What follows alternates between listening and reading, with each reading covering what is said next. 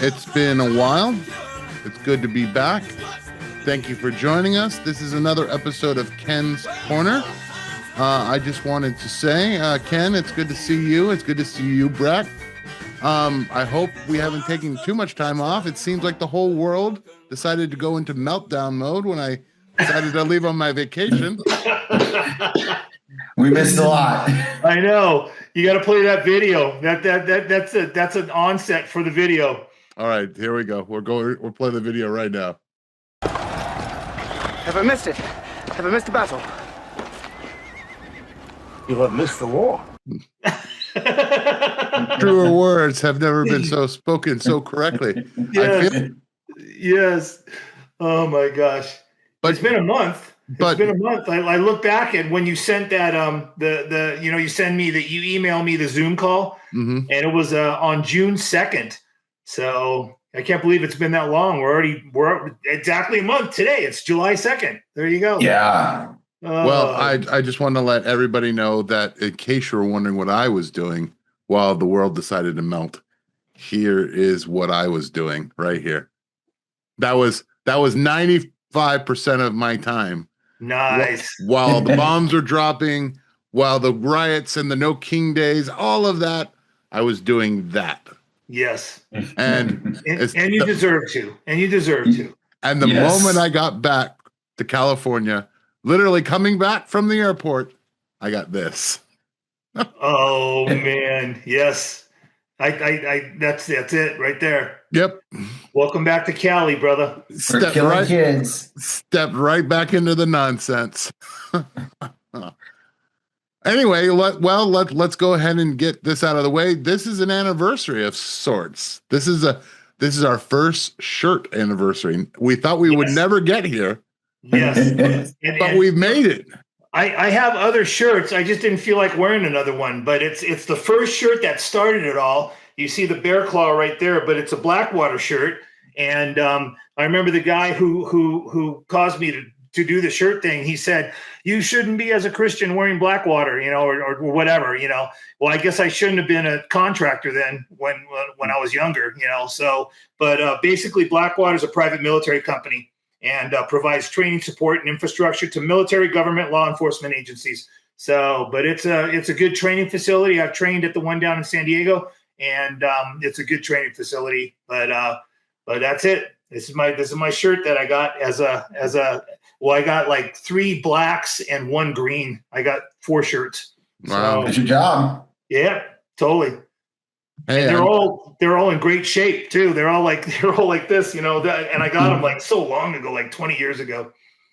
It's a job. I mean, it's a job. It'd be great if one of us could say we were a former FBI or CIA, but then again, we wouldn't be on the show if that were the case. We would probably be on MSNBC. Yeah, you would be. Yeah, you'd be exposed. Just joking.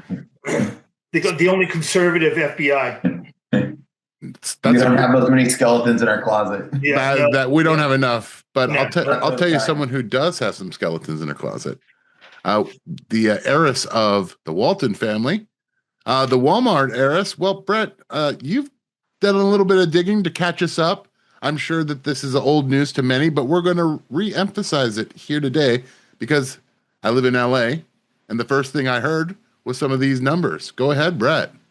Yeah, and I was there. So everyone knows about the whole King's Day Defiance now, and originally up on the website, they were hoping to get 1,800 protests around the country, and they actually ended up getting over 2,100.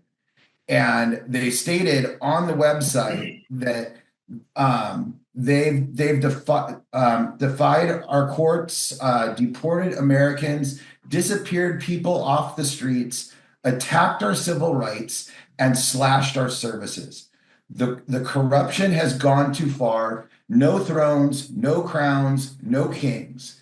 Instead of allowing this military parade to be the center of gravity, we will make action everywhere.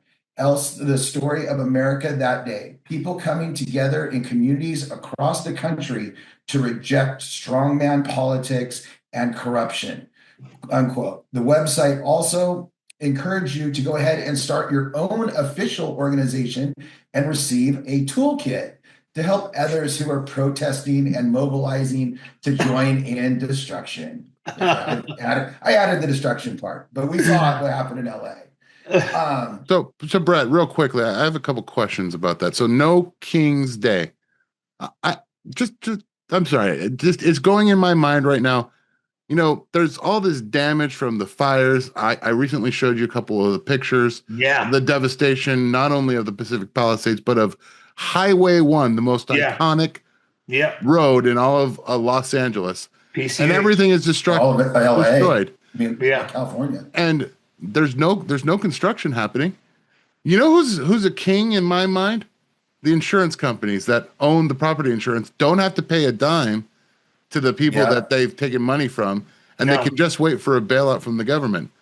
Equally so, you know, another king that I can think of, or queen, the heiress of Walmart, where people who are poor must go to buy food and to buy cheap products from China cheaply so that they can survive regular life as a serf in America. Yeah. And a sidebar is they can't do a no kings in London or in the UK in general because they have a king. They had to change it to no tyrants. Well, and that's exactly where this story going is one of the main people involved with funding this and putting that website was Christy Walton, the billionaire Walmart heiress. She's been a longtime Democrat supporter, backing Harris and other multiple radical left-wing causes. Walmart even came out and said that they are distancing her from her actions and they do not reflect the political position of the company. With minimum wages rising, plus a post-COVID labor shortages, major companies like Walmart are forced to offer higher wages and increased benefits in order to fill the positions needed. Immigrants were the solution for this problem. To undercut paying employees and keeping positions filled, when Trump ended the CHNV parole program permitted immigrants to work in the U.S. for a lower than minimum wage. It instantly changed the immigration status of over 500,000 non-citizens, which were forced corporations like Walmart to terminate thousands of immigrants working for a lesser wage. Interesting. Very interesting. You know, and then right? Well, you can buy politicians. Who's really the king or the queen? Yeah. Who's the king running things? And it's a joke. It's like they're getting the people out there that are really getting screwed to go help out the big corporations. Yep. It's crazy. We live in a crazy world. We do right now. That's why we got to laugh. We got to laugh, man. Absolutely. Got to laugh. Now, there was a consequence to all of this madness. Why don't you talk a little bit about what happened with Karen Bass and Newsom? They had a nervous breakdown, I hear? Well, I was going to say, talking about corrupt organizations. The headline is Los Angeles is broke. We knew Los Angeles has always been morally broke. Yeah. Now they're actually physically and morally broke. Yeah. The city of Los Angeles declared a state of fiscal emergency on the first day of the fiscal year, July 1st. No reason to wait. Let's just do it now. Let's just do it. The council approved the declaration 14-0 unanimously as California starts off the fiscal year at $1 billion deficit. Mayor Karen Bass approved the $14 billion budget, up from last year's $12.9 billion budget. LA plans on cutting 600 public workers. So you'd think, okay, hey, we're going to get rid of some of the waste, right? Yeah. Not so fast. From these 600 workers, they plan to cut 248 LAPD, so Los Angeles Police Department employees. Kind of need 44 sanitation workers. You really need those. Firefighters. Wow. And it's like, if anyone that is familiar with LA at all, the two things we definitely need more of is police and firefighters. Absolutely. We need lots of sanitation. Have you ever been? Have you ever been? And sanitation too. So the three areas Oh, You can't. I mean, I'm in Orange. I was in Orange County where it wasn't as bad, but you can't almost go under a major overpass that isn't a tent city, or right under the underpasses there. Yep. Noticeably getting worse in my area, by the way. Worse. And to add to this further, it has to be planned. This is by design. LA normally hires 480 new LAPD recruits every year. To help with the budget, they're going to cut that down from 480 a year to only hiring 240 per year, cutting it by 50%. Cutting it in half. Yeah. To give you an idea of the devastation and how this is going to even make it worse, of that $14 billion budget, it is estimated that $7.6 billion is spent annually on crime and violence. And then another billion per year is due to the cost of violent gangs. So right there, you have $8.6 billion that is just going out through crime, violence, and gangs. And what are we going to do? We're going to take our cops off the street. And that is only going to do nothing is increase as we know, violence, home invasions, robbery, all crimes are up in LA. Yeah. Newsom has $26 billion that he gave to the homeless. He could give a couple billion right there if he could find the money. Man. Yeah, and where'd that money go? I just can't. I am so glad to be out of Cali. Yeah, me too. Yeah, I know, man. Don't miss it. Oh, I don't miss it either. And because of all the high taxes and everything that's going on in just last year alone, 12 major companies have left California. Wow. LA has lost 106 corporate headquarters, not just corporations, but corporate headquarters. Whoa. Between 2018 and 2024, the second highest in the entire country, behind only California's own San Francisco, San Jose area. Wow. And to top this off, if things aren't getting even worse for Californians, it's estimated that the gasoline prices are supposed to rise by 75% before the end of the year. Whoa. Oh, man. Welcome to their new worlds. Hopefully you're in Japan by then, Jay. Yeah, I don't know about that. There's a lot of work for me to do, unfortunately, before I can get there. Wow. We always have an extra room here. Thank you for the offer. I will put that and consider that. Ken, let's move on to our next story. The UN inspectors. We had this flurry of Trump going to war for a day. Was 2 days? The UN inspectors say that Iran could be enriching fuel again in a matter of months. So that's crazy. President Trump has claimed that Iran has given up nuclear ambitions after the U.S. attack on nuclear facilities. The chief United Nations nuclear inspector has widened the divide with the Trump administration over how severely the United States set back the Iran's nuclear facilities, right, her nuclear program.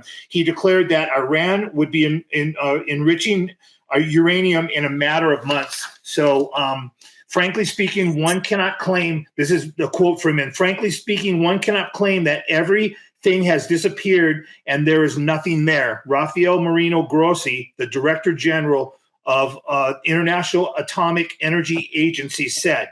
He also said that U.S. dropped 14 bunker-busting bombs on Iran's two uranium enrichment centers. The damage was severe, quote, but not total, quote. So Mr. Grossi's analysis is one that several European intelligence agencies share. So it's not just him. It was widely reported that the strike set back the Iranian nuclear program by only a few months. So it could be this. So this is a quote from Trump. Now he said it could be bombed again. Trump said in recent days. and he's quite willing to do that. But anyway, in one interview, Trump repeated his insistence that Iran had given up its nuclear ambitions because the attack of the U.S. had obliterated its facilities. Mr. Trump said he does not believe intelligence agencies suspicious that the Iranians moved parts of the stockpile to new locations before the American attack. He maintained that it was very hard and very dangerous to do. Those quotes.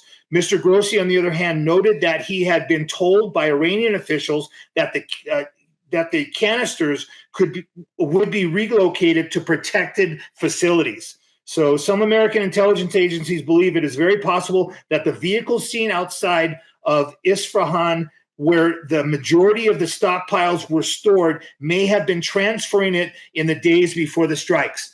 And all I can say is Iran isn't going anywhere. You read Ezekiel 38, and they're in the last days, man. So biblical prophecy says so. So I just know that, Trump just writing them off.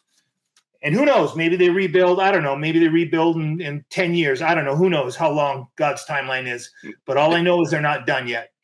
Tanner, I'm just going to speculate here. Do you think that the bombing was a ploy to get them to the negotiation table with Israel? Was that all that was, or was there more hidden meaning, maybe even to the region?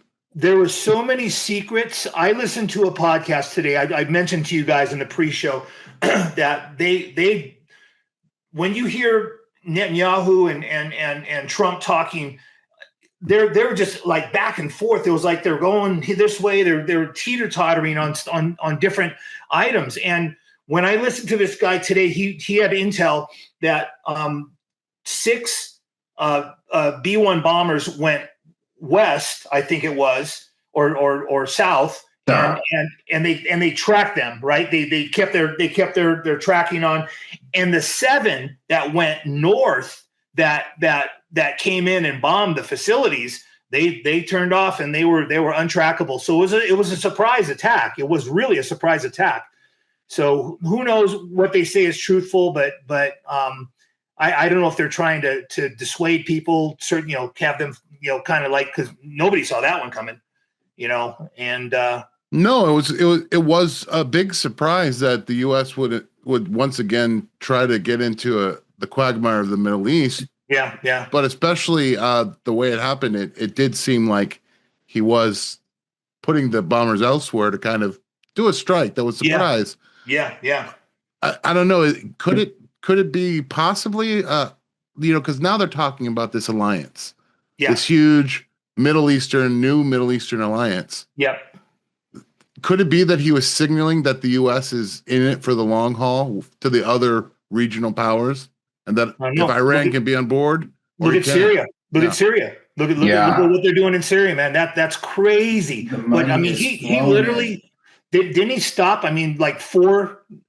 Didn't you mention that in the pre-show? He took off all the sanctions off of Syria. Yeah. And then the money from the Middle East is flowing in to rebuild it at a place that's just completely demolished. But again, it goes back biblically, Isaiah 17. 17:1. Yeah, Damascus. In a day. Yeah, Damascus. So it makes total sense. Yeah. The other thing that's frustrating is, I mean, I know when Obama was in office, and there actually was a grassroots uprising in Iran. Yeah. Yes. So we really could have went in, and they could have made regime change had we helped the people, and we did nothing. We sat back and watched them get slaughtered. Yep. And now that was a true uprising. Khomeini would do nothing but just galvanize them even more. Yeah. I think. Yeah. I mean, that's generally what we see happen.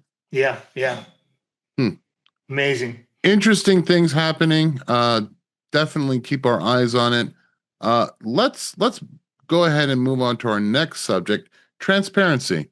Now, Ursula wants to help the poor, unfortunate souls. Wait a minute. Wrong Ursula. Ursula von der Leyen of the EU wants to help some poor, unfortunate souls. Take it away, Brett. Yeah, mainly herself. The New York Times journalist Martin, give him credit, Martin Stevens Gredniff, broke this story way back in April of 2021 that the European Commission President Ursula von der Leyen bypassed proper channels and transparency using her personal cell phone to communicate with Pfizer's CEO. Not only did she negotiate the deal, but then von der Leyen was also responsible for implementing all the protocols for the vaccine.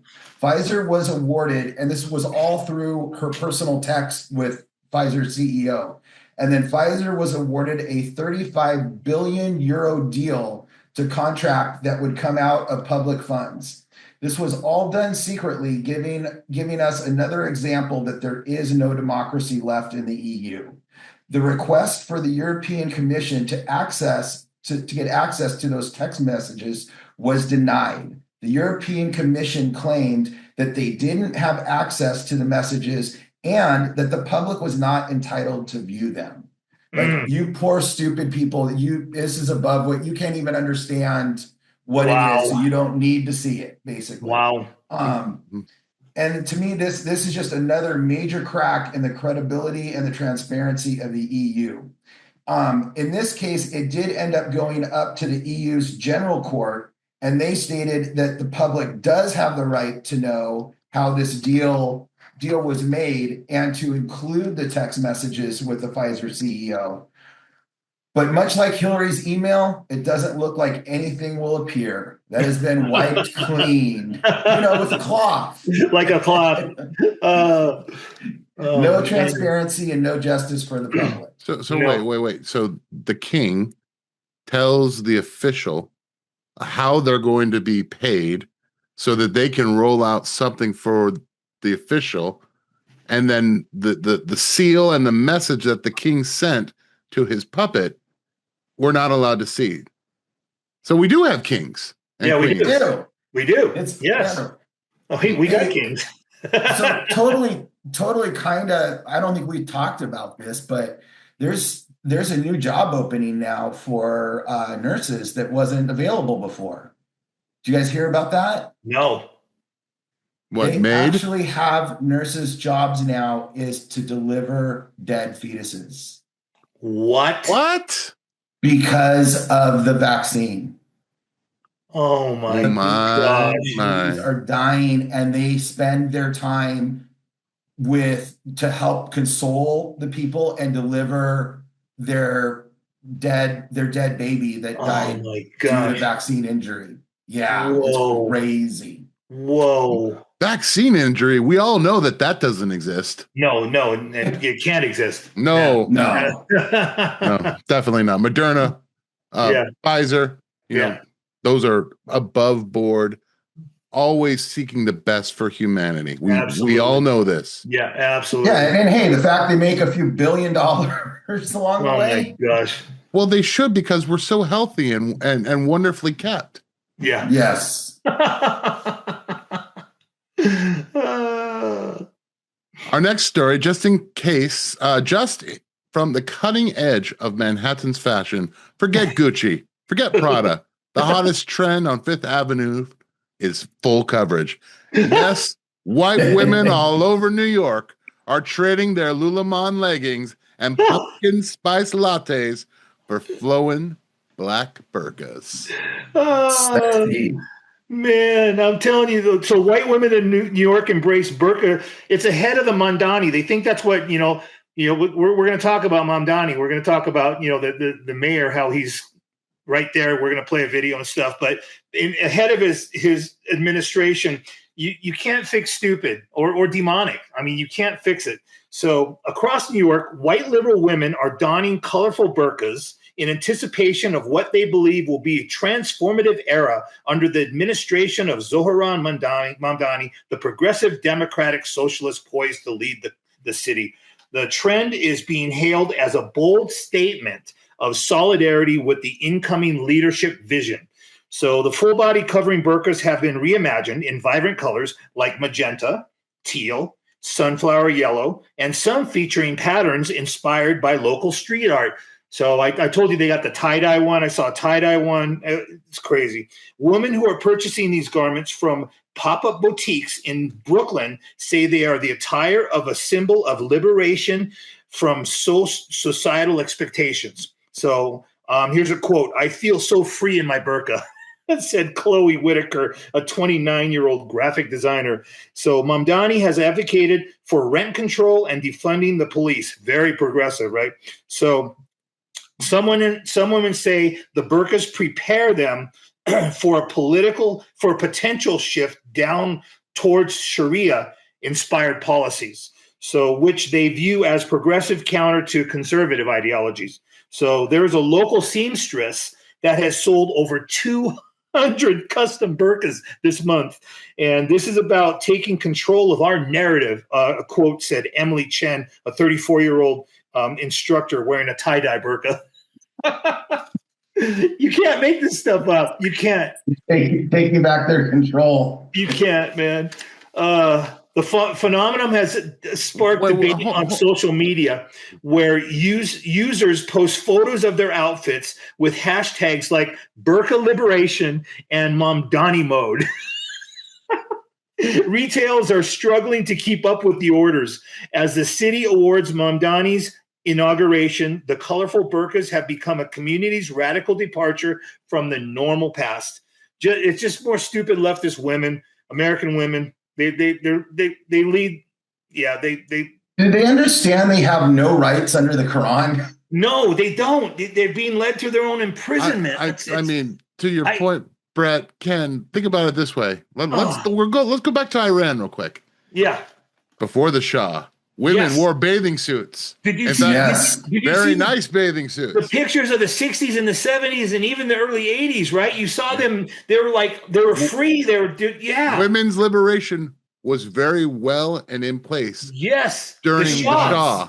The Shah. The moment the Ayatollah came, done. The burqas came, which were the symbol of repression and women as property. And they don't understand. Oh my gosh, they don't. That's just it. You said the key word. It's property. Yeah. Yeah. No, crazy. Please. We should start you know what? We'd probably make a lot of money. We should start a service, white women for marriage for Muslims. Yeah. And we just marry, if you're liberal, we find a conservative Muslim man for you. Oh, no, I'm sorry. A progressive Muslim man for you. Progressive. Can make a lot of money, guys. I'm telling you. Oh. Real quick, we're gonna just pause the topic before we get to more of Mamdani, we got a ton of stuff to talk about him. But before we do, there was an interesting development. The Russians called to tell us nana na nana. What was that all about? So the Russians know that the EU has already agreed to put another $40 billion into its proxy war with Russia. And to think that this isn't going to have consequences, they're sadly mistaken. Russia has increased the production of its Yarishka missile, probably didn't say that right, but missile system. It's a nuclear capable missile that has the ability to travel over 3,400 miles. Putin has claimed that this missile cannot be intercepted by any missile defense system. It can be controlled mid-flight through aerodynamic control surfaces or gilding warheads, which mask the route. Plus, it flies at a speed of 3 kilometers per second. Wow. Not giving any current defense system the time to react to try to shoot it down. Russia has refocused on ramping up the production of a new mid-range missile system of this same missile. So these were the long-range ones. They've ramped up making mid-range missiles that are identical, but for mid-range rather than long-range. And Putin announced that this became operational November 21st of 2024. This mid-range missile carries a multitude independently targetable re-entry vehicles, or MIRV, payload, with 6 warheads that are capable of releasing submunition. The first test was using dummy warheads, still caused destruction due to the hypersonic kinetic energy. This test is to be believed to have been more of a warning to what Russia is capable of doing, since they said that they were using a dummy warhead, and that they also notified Washington 30 minutes prior of the test. The ramp up of these mid-range missiles is clearly an indicator that Russia will not go down quietly against NATO. And for one thing, they definitely don't need these missiles against Ukraine. So these are being built specifically just for NATO. But I think NATO's gone. I don't think there's no turning back from them continuing to push Ukraine, pushing that another $40 billion to try to take over Russia. You're probably right. What was that? How many kilometers? 3 kilometers per second. 3 point what? 3.5? So just 3 even. 3 kilometers per second. So that's almost 7,000 miles an hour. Wow. That's 6,710, but that's almost, yeah. That's crazy. So in an hour, it could hit practically anywhere on the earth. Oh yeah. Easily. Wow. Easily. Wow. Interesting. Very interesting. Wow. I wonder, is this Russia's basic communication that they're watching things not only in Ukraine, but even the recent attacks in the Middle East and the way we're posturing there?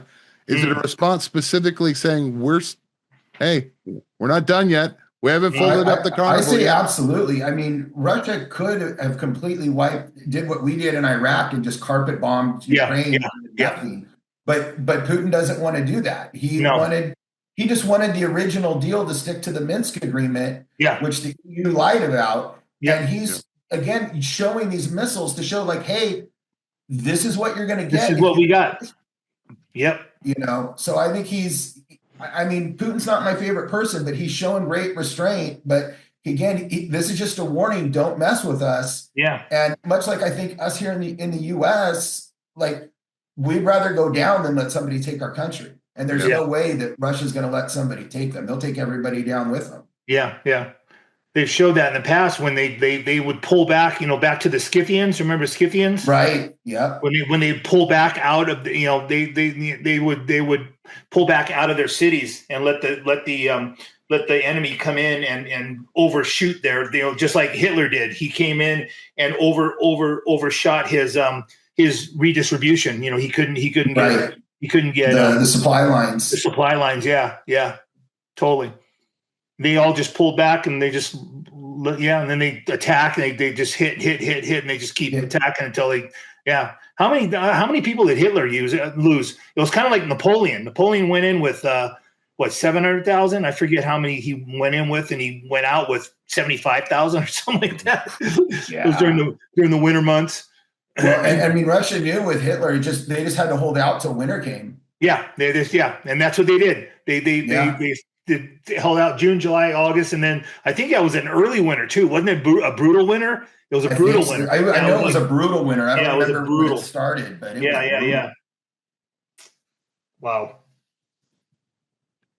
Moving on to our next story. Have you ever noticed, folks, the more we're told we need to hand out positions to minorities in the name of DEI, or I should say SEI, since social engineering initiatives sounds trendier, the more racist and pandering the world seems to get.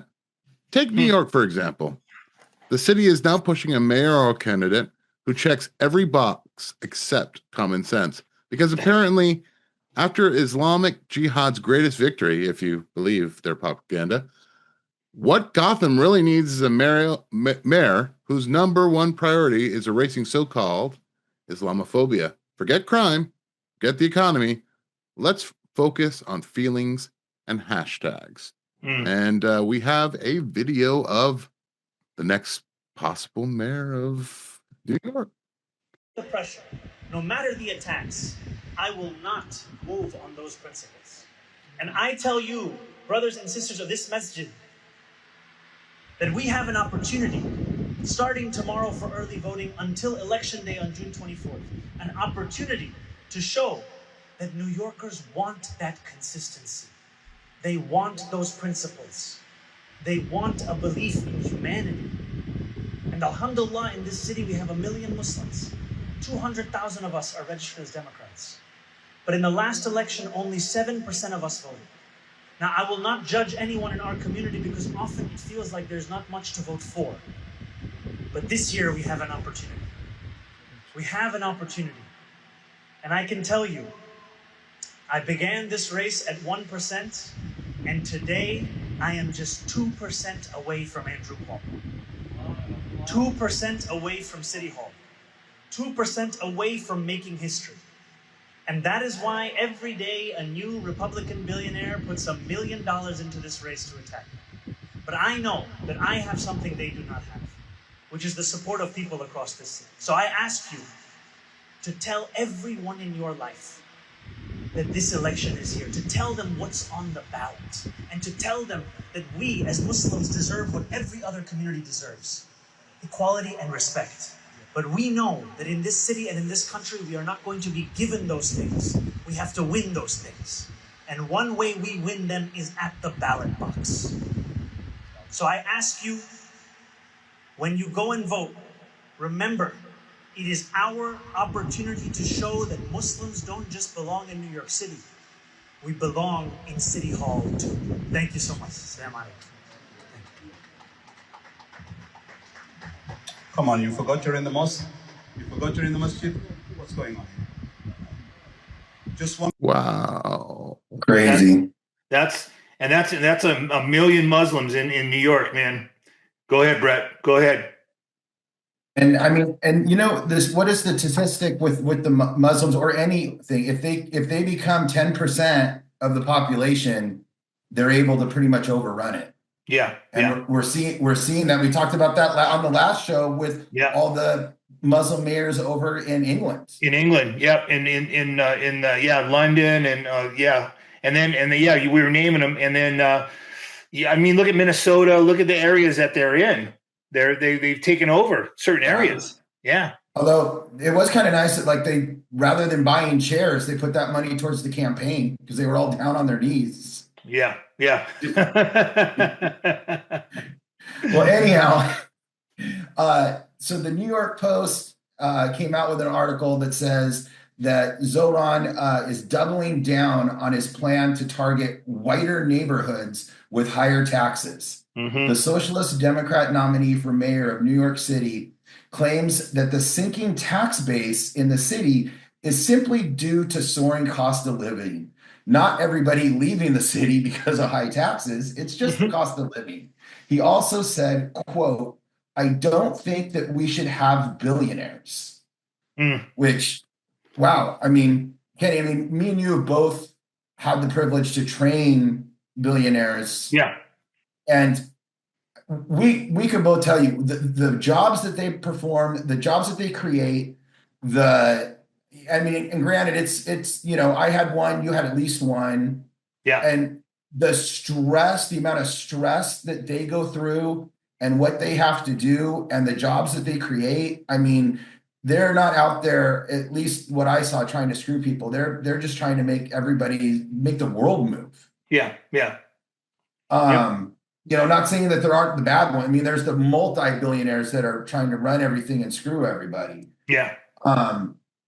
He also, which him saying that caused billionaire John Catsimatidis, the owner of a major grocery outlet in New York and New Jersey chain, to threaten to sell all his stores if Mondavi is elected, and also calling him the Fidel Castro of New York. Also adding Zoran would make New York City the next Detroit. During the interview, Zoran refused three separate occasions to condemn the phase, quote, globalize the infada. Globalize the infada. So do you remember how much the media went after Trump when they said that he didn't condemn Nazis when he actually did. Yeah. And now here you have somebody saying, I am not going to condemn genocide against the entire Jewish population. Yep. And no big deal. Yeah. So apparently it's, whites and Jews are fair targets. Yeah.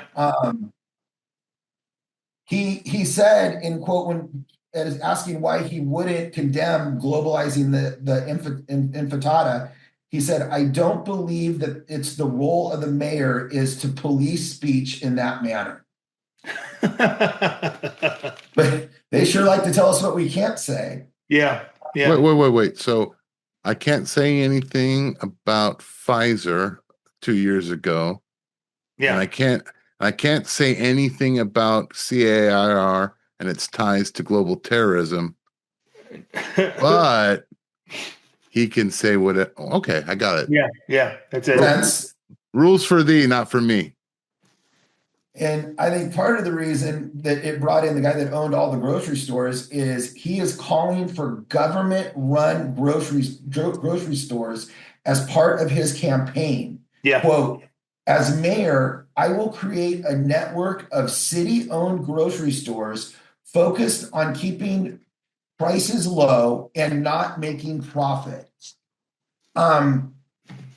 It was just 2 nights ago. We were at a wedding, and it was my Cuban friends, my family that was getting married, and we talked about that, how government run grocery stores work. Yeah. And even Marco, we talked about go get in that line, you go get in that line, and otherwise we're not going to eat. Yeah. Show me one place anywhere in the world that's worked. It's not, and they don't get it. They don't get it. That's why every socialist system descends into authoritarianism, man. And they say, oh, this time it'll be different. This time it'll be different. It's like, nope. Oh, and they can't see past that first step. They just see, okay, hey, I can get something cheaper. They're not looking at what is the cost going to be down the road of that. What are the consequences of this? Yet it proves time and time again just the history. I mean, they don't. I don't live in the past, but at least I study the past. Yeah. Well, and I think I may get this part of this wrong, just off the top of my head. But I think it was Benjamin Franklin that said anybody that would sacrifice a little bit of freedom for a little bit more security deserves neither. Yep. I think it was Ben Franklin. I think it was. Yeah, and I'm that man. And we've already sacrificed way too much freedom. Yeah. I can tell you exactly what a government market looks like. We have one here in LA. Well, it's not. This is a private market, but here's what you'll be paying. This is called Erewhon. Erewhon will give you. Here's the value. I'm going to go to the produce section first because this is great. If you want a single avocado, Hass avocado, organic, $4.19 per avocado. Whoa. If you'd like some organic Japanese sweet potatoes, $2.65 each. Broccoli, one strand of broccoli, $5.29. What?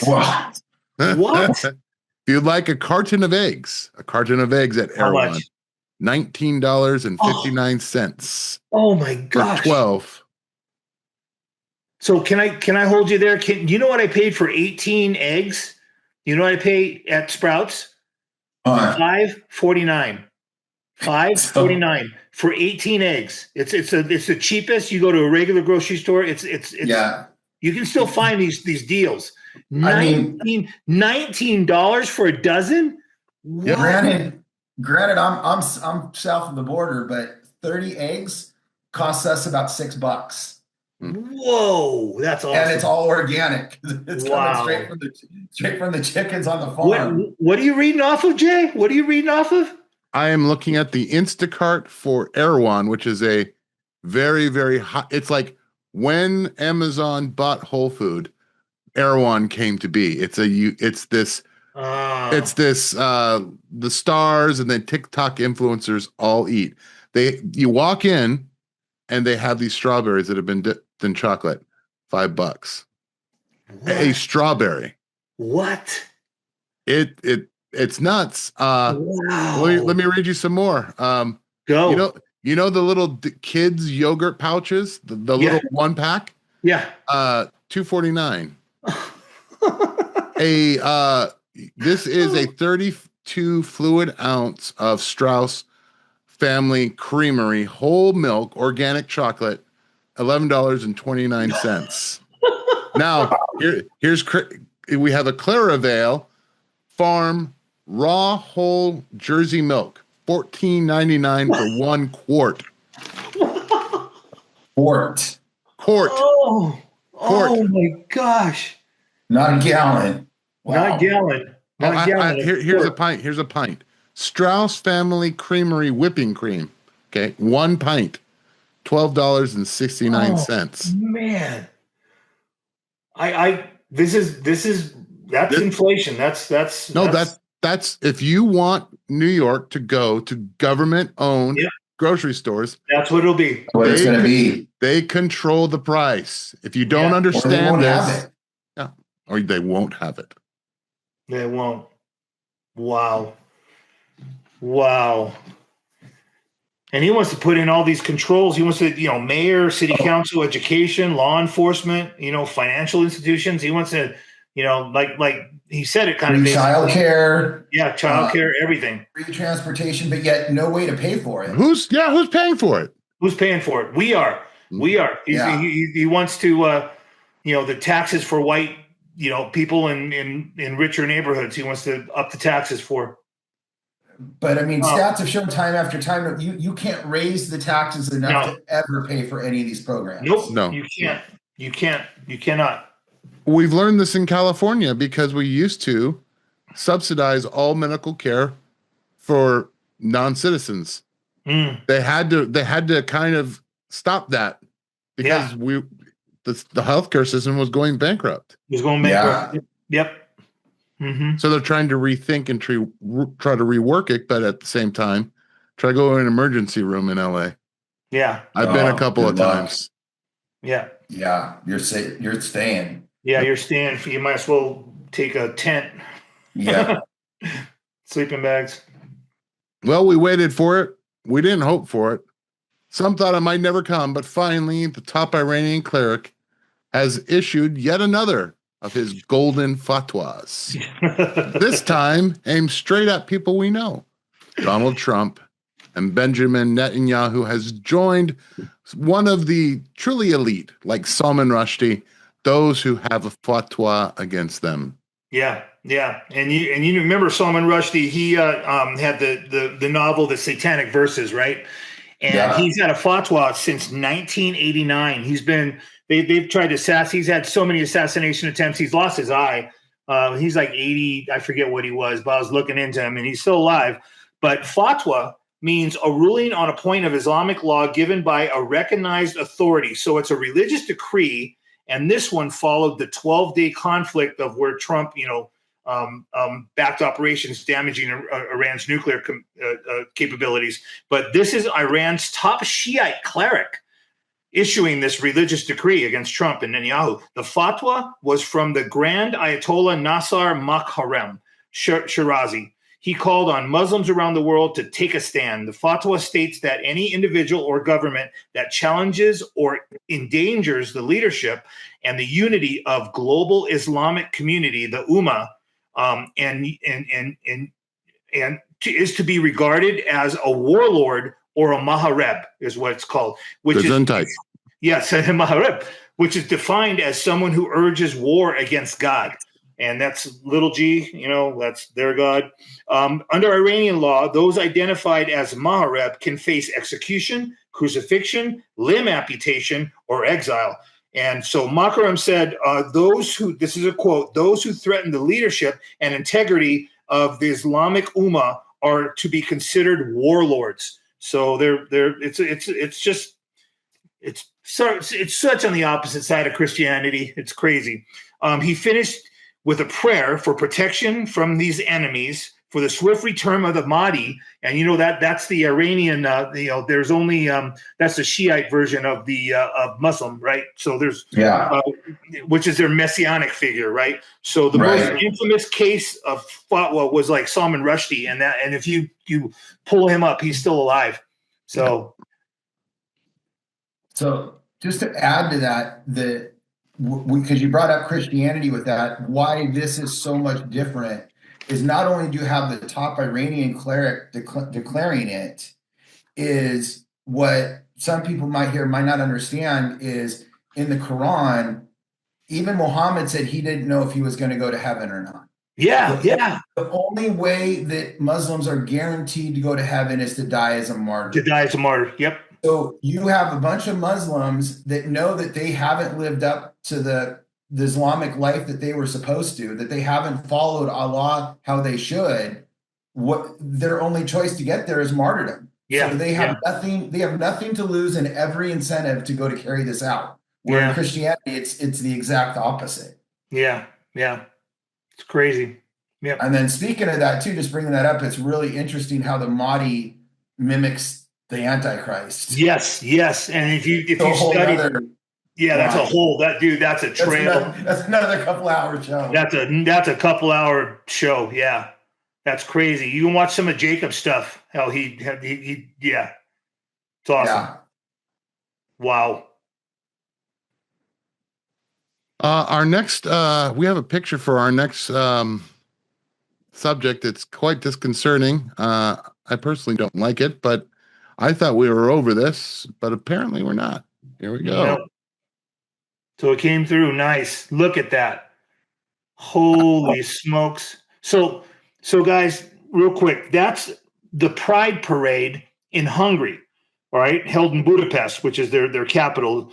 And it's the conservative government of Orban, Viktor Orban, he said you can't go out and celebrate. LGBTQ activists and others took to the streets of Budapest, and this is on the 28th of June last week for Pride Parade, despite the conservative government of Orban, who enacted a ban on such demonstrations earlier this year. So thousands gathered in the Hungarian capital after Budapest Pride announced that they would continue to hold their annual parade, despite the police issuing a ban on the event this year. The organization decided to proceed with the demonstration. Nonetheless, they were supported by liberal Budapest mayor, who promoted the parade on social media with the message, "Freedom and love cannot be banned." According to a recent poll, majority of the Hungarian people backed the Orban government on the issue. Even with the ban, the Pride Parade was the biggest ever. 200,000 plus. It's you saw how many people were there. Yeah, crazy. And they can't. I mean, the cops finally just went aside and they just said, "Yeah, too many people." Yeah, but it reminds me of the rebellion. It just reminds me of absolute rebellion, I mean, the worst rebellion was the guys who wanted to have sex with the angels, in Sodom, and after they got struck blind, they were still looking for the door. They were still, I mean, and Jacobs mentioned this a couple times in some things I was listening to, but he said, if you got struck blind, wouldn't you be like, oh my gosh, I can't see. I can't see. They were still going after him. Rape somebody. It's crazy. Nuts. Yeah. Spirit of the age. Yep. Spirit of the age. Yep. Now, as if to echo throughout time the words of Solomon, there's nothing new under the sun. The words have been repeated that one man should die rather than a whole nation should perish. And it happened in Arizona. Go ahead and talk to us a little bit about that. So this is, I'm just following this right now. And so a man admits to crucifying an Arizona pastor and planned to execute over a dozen other Christian leaders. He said he was going to execute 14 of them. The suspect accused of brutally murdering an Arizona pastor has admitted to the crime in an interview on local media. And I don't know how she got the interview, but I watched it, and we don't need to play it. But the pastor was found dead at his Arizona home on the 28th of April. The suspect was taken into custody June 24th. So he just got taken to custody. His name is Adam Schiff. He spoke with 12 News, revealing that the killings of one pastor was supposed to be just one of 14 across 10 states, and he planned to execute, and he crucified him. He put a crown of thorns on his head. And when asked if the allegations against him were correct, he replied, all of those allegations are correct. Part of Schiff's belief is that Jesus is a son of Satan. And this is where he's, just originally from California. Schiff came to Arizona, stole a car, found Pastor Bill Schoenemann, and who he stalked outside of his church. He followed him home and then broke in at 2 to 3 in the morning. He walked into the pastor's home. The door was unlocked. So you gotta lock your doors, guys, please.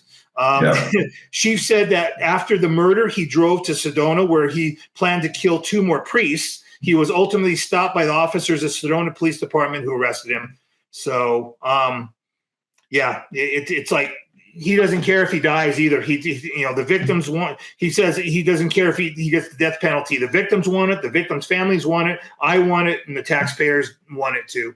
So that's just a crazy story. I've just been following that on Twitter and stuff. I take it back. Demonically animated, for sure. Yeah, definitely. This is the ending passage that I have chosen this week. It was actually on Bible Gateway, and it seems appropriate to the last story. Jeremiah 17, 9 through 10. The heart is deceitful above all things and desperately wicked. Who can know it? I, the Lord, search the heart. I test the mind, even to give every man according to his ways, according to the fruit of his doing. And I just want to encourage everybody this week and the weeks moving forward, make sure you're planting, make sure you're sowing, and make sure you're tending. There's a lot of people out there whose heart is desperately wicked. And one of the ways that we can combat that, other than prayer and other than relying on the Lord has given us each other. So please make sure you're calling your friends, your brothers and sisters in Christ, praying with them, but also encouraging them in the word. It's the best advice I could possibly give to anybody during these dark days in which we live. Yeah, we need to stay in the word. Amen. Stay in the word. Absolutely. That's what keeps us strong. Yeah. The only thing. Yep. Yeah. And with that, I will say thank you for watching. Ken, Brett, it's been great to see you again. Thanks, Jay. Awesome.